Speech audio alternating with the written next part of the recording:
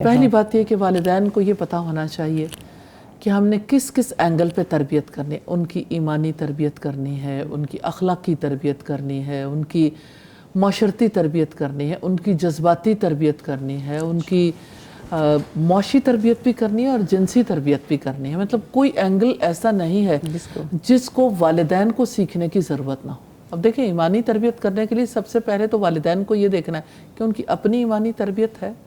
تو جب بچوں کے لیے سیکھتے ہیں نا باقاعدہ طور پر, تو اپنی بھی ساتھ تربیت ہو رہی ہوتی ہے اور بچوں کے لیے بھی آسانی پیدا ہو رہی ہوتی.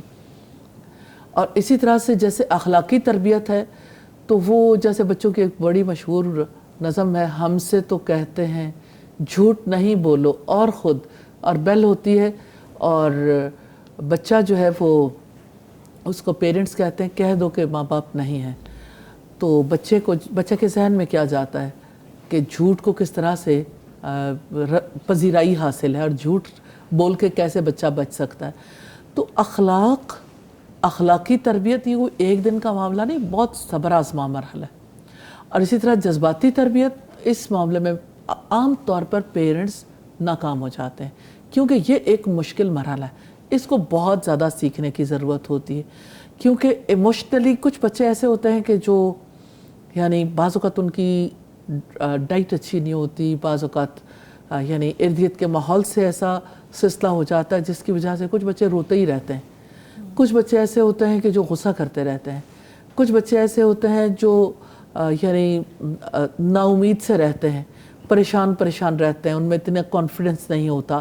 اب وہ مطلب بچوں کو جب ایک اچھا انسان بنانا ہے, اب یہ میں اچھے کا ورڈ بول رہی ہوں نا, تو آج کی سوسائٹی میں اچھا کہنا یعنی اس کے اوپر بہت ڈیبیٹ ہے کہ آپ اچھا کیوں کہتے ہیں, اور اچھے کا آپ کا اپنا سٹینڈرڈ ہے. تو اچھا تو اچھا ہی رہے گا, گڈ کو آپ کیا کہیں گے, گڈ اس کے لیے بیڈ کا ورڈ تو نہیں یوز کر سکتے.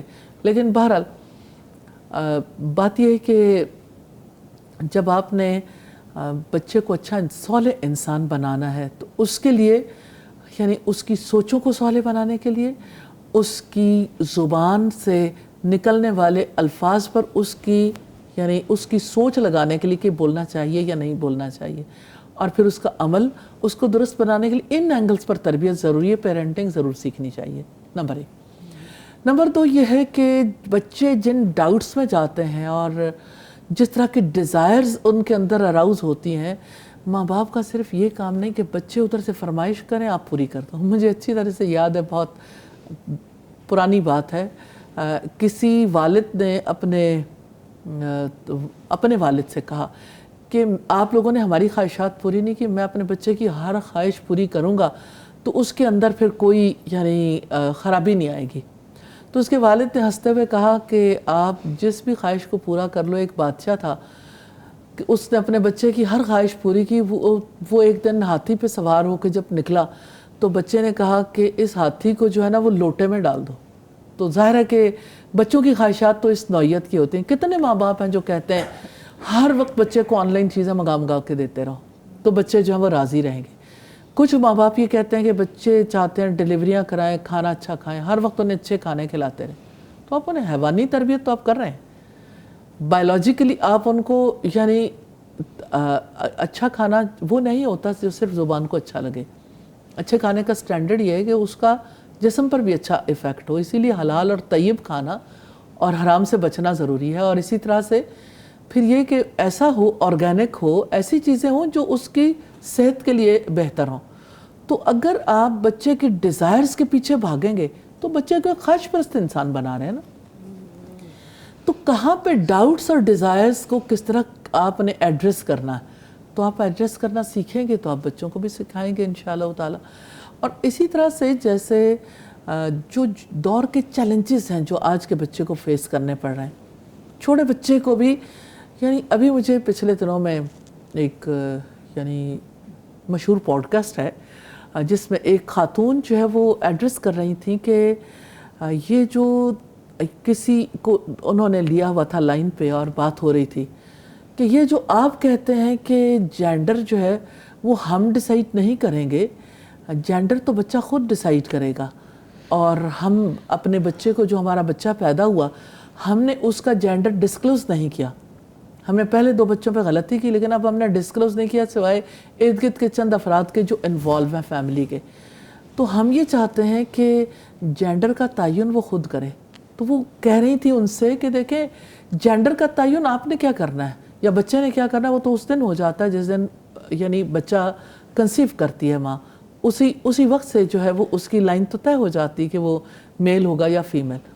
یعنی کنفیوژنس کی انتہا ہے. جس دور میں بچہ پیدا ہو رہا ہے آپ بچے کو اس جگہ پہ کنفیوز کر رہے ہیں جو بالکل آبویس ہے, جو کھلا ہوا سلسلہ ہے. لیکن یہ ہے کہ اتنا بڑا چیلنج ہے سوسائٹی کے لیے, ہی شی دے. اچھا اب جہاں پہ اس نوعیت کے چیلنجز ہیں, جہاں سیفٹی سیکیورٹی کے چیلنجز ہیں, جہاں پر بچوں کے لیے رائٹ اینڈ رانگ کو پہچاننے کے چیلنجز ہیں, جہاں بچوں کے لیے ابلیسیت کی طرف جانے کا راستہ بہت آسان کر دیا. اوپر سے گرنا بہت آسان ہوتا ہے نا, پہاڑ چڑھنا تو مشکل ہی ہوتا ہے. تو ایسے میں ان چیلنجز کے بارے میں والدین کا خود سیکھنا, جاننا, سمجھنا, پھر اس کے لیے بچوں کو گائیڈ کرنا. اور اگر آپ خود گائیڈ نہیں کر سکتے تو ایسے سوالے لوگوں کے پاس لے کے جانا, ایسی مجالس میں, ایسی جگہوں سے اس کو ایجوکیٹ کروانا تاکہ بچہ جو ہے وہ ماحول کے اثرات سے بچ سکے. اور اپنے بچے کے بارے میں باخبر رہنا چاہیے, اس کے دوستوں کے بارے میں باخبر رہنا چاہیے. بچے کو تھنکنگ سکل سکھانی چاہیے, سیلف ریفلیکشن اسے آنی چاہیے.